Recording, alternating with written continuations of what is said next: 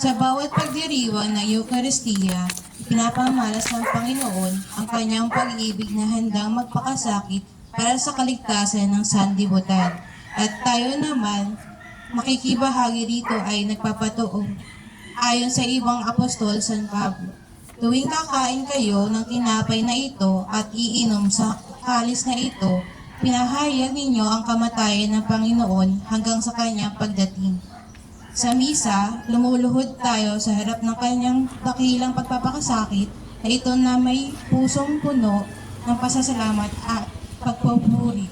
Kaya kung sa Eucharistia ay nagbubunyag sa atin sa Kristo na nagdudusa para sa kasangkatauhan, ito'y nangangahulugan na bilang ng mga Kristiyano ay hindi natin maaari ipagsawalang bahala ang ating mga kapwa na nagdurusa rin. Sa Eucharistia ay nangungusap si Jesus sa ating mga puso.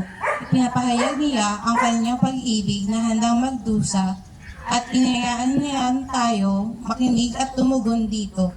Tunay itong napapakinggan ang kanyang tinig kung sa ating buhay ay naipapamalas din natin ang pag-ibig sa kapwa, lalo na sa mga nagdurusa. Sila ang mga taong larawan ng kanyang sarili na ating laging inaalala sa bawat pagdiriwang ng Eucharistia.